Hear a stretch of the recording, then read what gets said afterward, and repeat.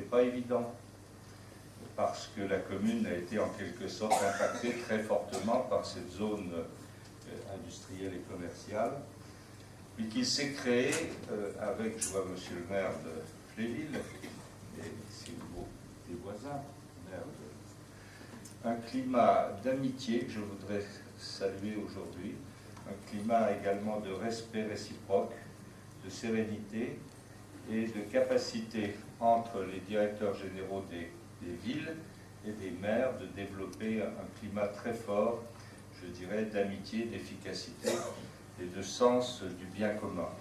Et je crois que c'est dans cette période troublée où le bien commun est souvent mis en coupe réglée que la sérénité de la manifestation dans cette enceinte aujourd'hui, au demeurant agréable, bien organisée, parce que j'ai été frappé à travers les images par la beauté, l'usage des matériaux, des constructions qui sont en cours de préparation, notamment de l'école, qui était un grand débat. Et finalement, Houdemont est aussi le siège de l'Est républicain, il ne faut pas l'oublier. Et je voudrais en profiter pour m'élever avec force et vigueur contre ce qui a été exprimé comme opposition, comme manifestation à l'encontre de la presse par les fameux gilets jaunes. Et je crois que c'est des choses qu'il faut savoir relever. Je le fais ici, naturellement, à Houdemont, parce que ça s'est produit ici, mais ce sont des manifestations intolérables et qu'il faut stigmatiser avec force et vigueur. Il y a eu d'autres endroits en France où la presse a été prise à partie, et je pense qu'à Houdemont, ici, là où vous respirez la sérénité, la tranquillité, mais aussi beaucoup d'investissements, de grandes entreprises commerciales, mais surtout une grande entreprise de presse. Je voulais faire ce rappel par rapport au comportement aujourd'hui qui rendent la vie dans notre société assez surprenante. Alors, monsieur le maire, on vous connaît bien. Tout à l'heure, on va vous remettre une médaille d'or, je dirais départementale, communale et régionale maintenant. Et je me suis fait donner quand même un CV. Vous êtes, je ne sais pas si vous avez la femme bleue, là, comme vous avez parlé. Non, mais... La flamme, tu dis la flamme. Je dis la femme. La femme. J'ai regardé le CV de monsieur le maire de Houdemont. Après des études supérieures en électronique à Nancy, il a débuté sa carrière le 1er janvier 1964 au Centre de recherche radio-géologique, ou géologue, géologique, hein, si bien vu, qui dépendait de l'école de géologie dans le laboratoire de géochronologie sous la direction du professeur René Coppens, le père de Yves Coppens, que nous connaissons et que nous apprécions, qui nous fait l'amitié d'être souvent à Nancy.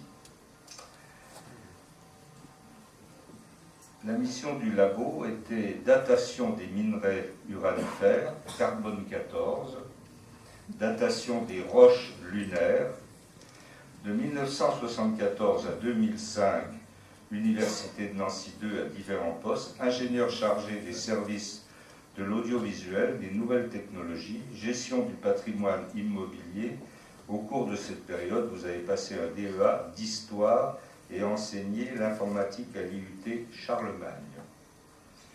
En 1983, vous avez été cofondateur d'associations houdmontaises qui sont toujours en activité aujourd'hui, les randonneurs houdmontais, le club informatique, le cercle d'études locales. Là, vous voyez, j'ai volontiers, puisque tout à l'heure j'aurai l'honneur de te remettre cette médaille d'or, il faut toujours savoir qui se cache derrière des femmes ou des hommes, là en l'occurrence un homme apparemment débonnaire, etc., etc., etc.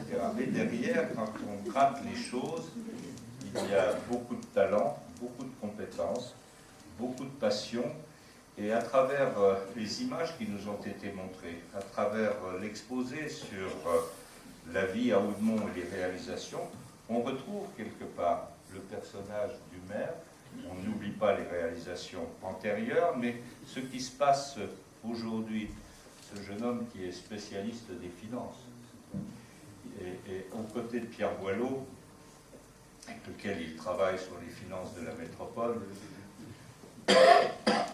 il fait partie de ces femmes et de ces hommes apparemment discrets, débonnaires, silencieux, qui ne font pas de bruit, qui sont toujours au rendez-vous des talents, de l'amitié et surtout de l'efficacité et de la solidarité amicale et politique.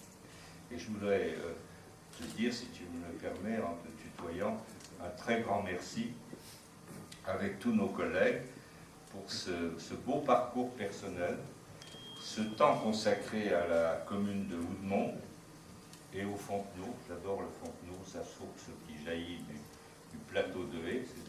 C'est un très beau lieu qui parcourt le village, qui va caresser un peu le maire de Haïcourt, et de temps en temps qui déborde. Les murmures du Fontenoy, quelquefois, sont redoutables. Et puis je voudrais aussi dire, parce que tu as fait une allusion élégante et discrète, parce que tu es par nature et tempérament élégant et efficace, que le problème des transports, le problème de la voie ferrée, c'est un problème grave et sérieux. Ça montre aussi qu'on peut faire, je dirais, de très belles choses, mais on peut aussi hésiter, et que la voie 14, qui s'arrête maintenant à Pont-Saint-Vincent, hein, Pierre, elle est un lieu intéressant, une voie de chemin de fer qui arrive en combien, 10 minutes, 20 minutes, à la gare de Nancy. Depuis Houdemont, 10 minutes. J'avais à l'époque un informateur exceptionnel sur cette voie ferrée.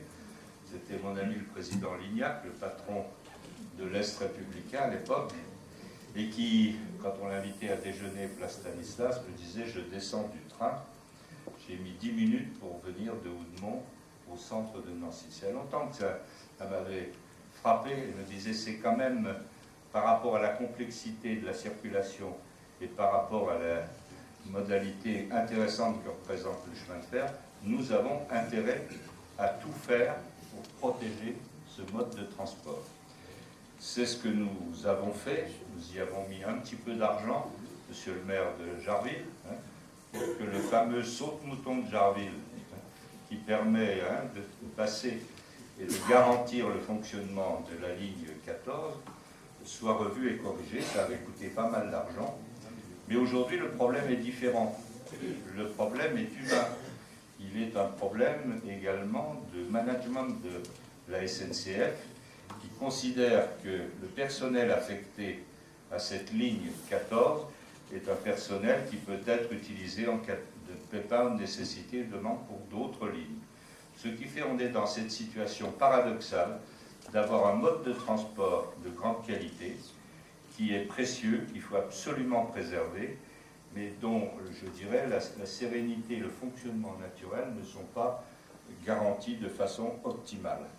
Alors, on se bat, on se battra, on gagnera, et je suis sûr que, et c'est un sujet déjà que j'ai présenté à nos premiers exploitants, comme premier sujet à nos exploitants de Keolis, par ailleurs filiale de la SNCF, pour essayer de faire en sorte que nous ne soyons plus ici, dans cette situation de dépendance, et d'un certain côté désagréable, parce que les gens arrivent, ils pensent prendre leur train à 7h30, et on leur dit 2 minutes avant que le train est supprimé. C'est ça, c'est